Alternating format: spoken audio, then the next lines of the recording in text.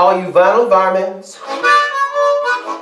and all you record collecting crew, have I got a box of records for you.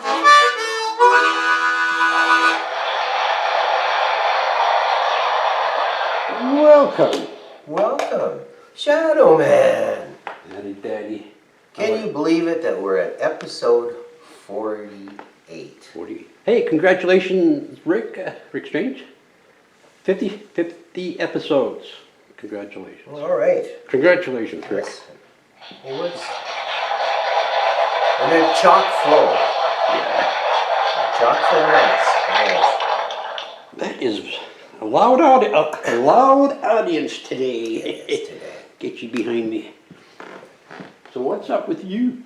Well, as I said last week, if you tuned in and saw Attic Daddy's box of records, Shadow Man's box of records, we presented the musical question about who is the great number 3 band after the Beatles and the Rolling Stones. Yes, I remember. We did a show about the Animals last week because we had it down to between the Animals and the Kinks. And from our vinyl community, it seems like most of them lean towards the Animals. That's too. what I was going to say. Survey says. Survey says.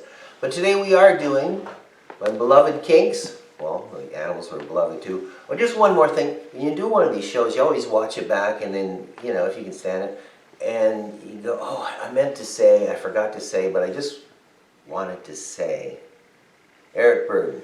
Yeah, I had the pleasure of seeing him 3 times. The first time I saw him was in St. Catharines in 1991. He was angry. He wouldn't do House of the Rising Sun. I know it was 1991 because he was really mad about the Doors movie. And I guess Rick got to see the Animals and the Love tour out in West Coast? Oh, God, that's No? primo stuff. No, he said that's what, yeah, I don't know. that's way before he And, sang in 1991. Tony P. threw the Hollies in there. Yes.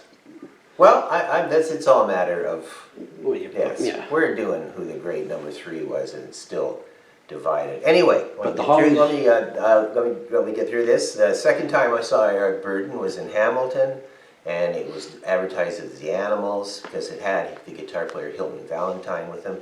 It was very good. It was outside, and they did C.C. Ryder. And then I got to see him about 5 years ago up near Toronto. It was with a very, very good show, and he did House of the Rising Sun. He's come around to... Anyway, that was our Eric Burdon and the Animals last week. And this week, The lighting guy just came. Thanks, buddy. You're a little late.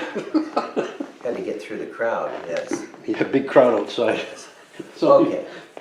This is a Canadian Kink size, and this is, I believe, the earliest one of the bunch. And it has all day and all the night, and So Tired of Waiting for You. Oh, of course, it's Jocelyn Legere. We always like to point out whose albums they are. Were. That's But there seems like there was already another Kinks albums out there advertising at the back. Right? Busy boys. This would be probably the second one in Canada because it's got You Really Got Me. Just called Kinks. This is Kinda Kinks, which would be probably their 3rd album. And again, it's on Allied, and it's sometimes it has Pie Records on the back of these too, which they would have been in England. Kinda Kinks, going with the K thing. Or did I just see? No, I'm looking for a song, Come Dancing. Oh, no, you're out by Years? 20, maybe. So that's me. Just so you all know, I'm 20 years We're behind. we're talking about today is Easily. the prime early Kinks, which of course is the Davies brother, Ray and Dave, the bass player Pete Quaife, and the drummer Mick Avery. Now Mick Avery was in the very early Rolling Stones for a few gigs too, so that's anytime I can get a Rolling Stones reference in. That's you. This is okay. This is the Kinks live which actually is live, unlike a lot of the albums we show. But they usually say in concert, that doesn't mean anything. Nice mono one, very far out. Very nice. They have, you know, very frantic set, doing Milk Cow Blues and To the end of the Dave day. really wailing on You're Looking Fine and everything. They must have been quite a formidable live band. Well, by the time I saw them, I've seen them, I saw them.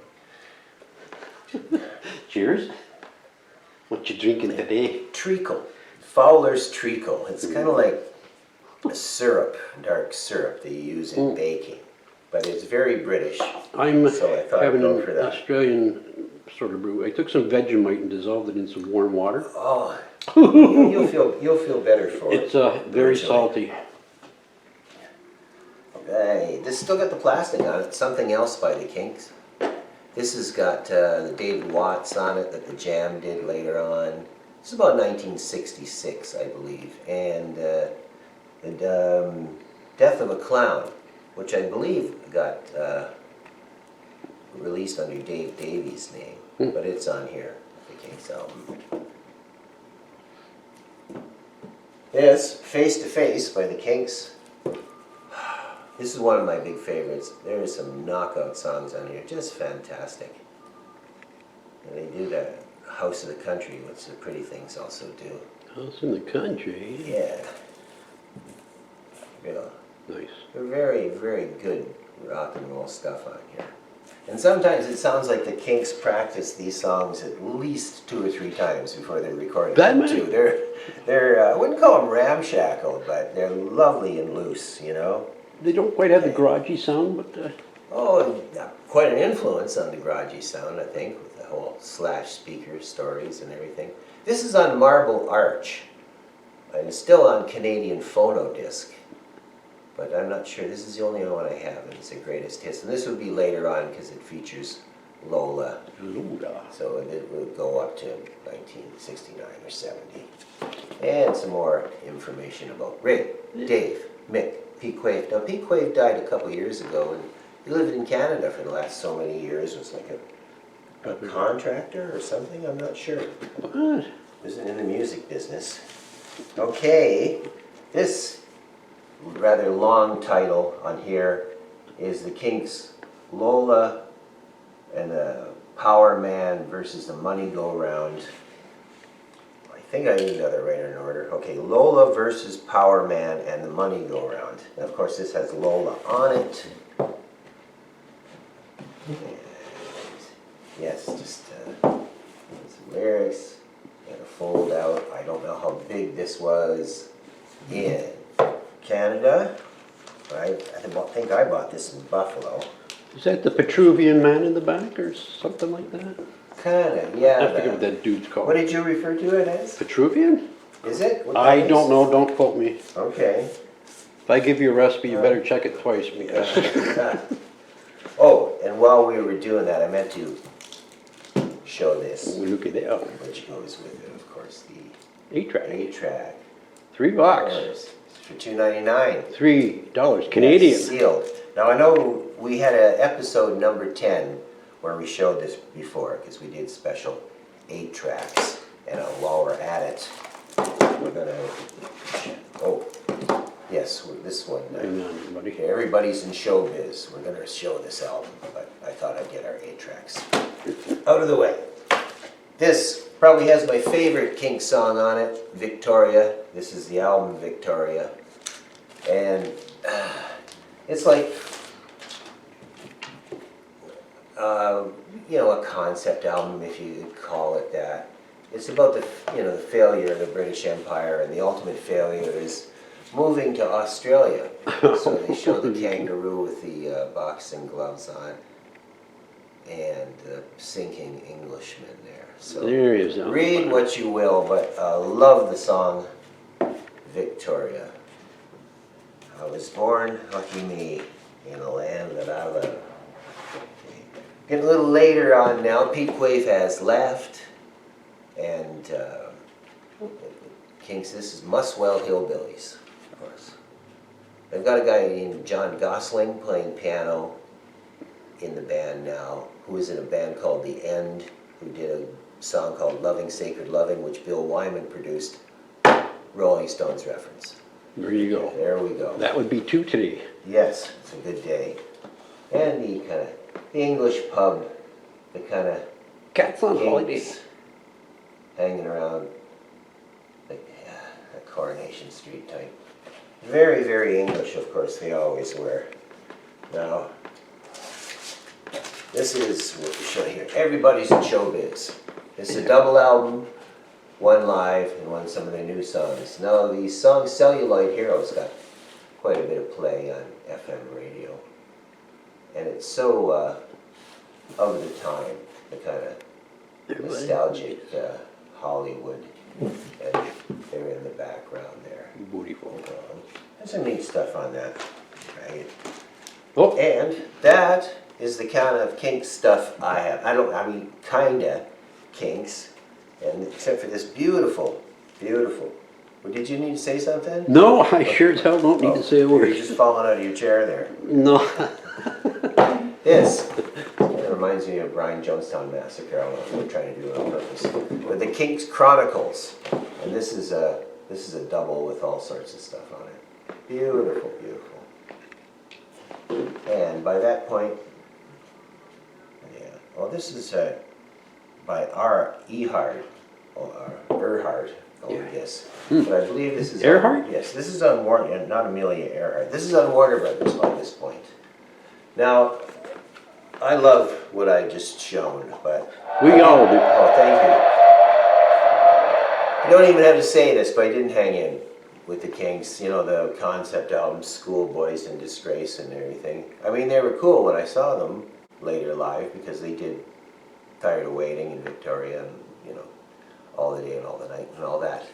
So anyway, this lovely, lovely 5-song EP, a little British one, Quiet Kinks, which is kind of funny because there's got a well-respected man on it. I guess it was figured to be a little less raucous, but And you can tell it's a shiny cover. You yeah, see the light. it's British. shimmering. It's British. It's made out of toffee.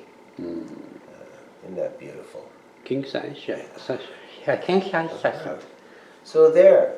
Yeah, so there. So there. So there. That's the tagline. There you have it. There you go. No, you don't have to vote or anything like that, but I hope you enjoyed our show about the Kinks. I think we have 91 subscribers. I Really? think the last guy was somebody called my left toe. I hope he's not missing it. Okay. Well, yeah. Well, what We all do what we can. the fun. I always step on your lines, don't Never. You're like the Ed McMahon of the vinyl community. I? You've had your tea. Hi-oh! Very good. Let's go for a ride in my car.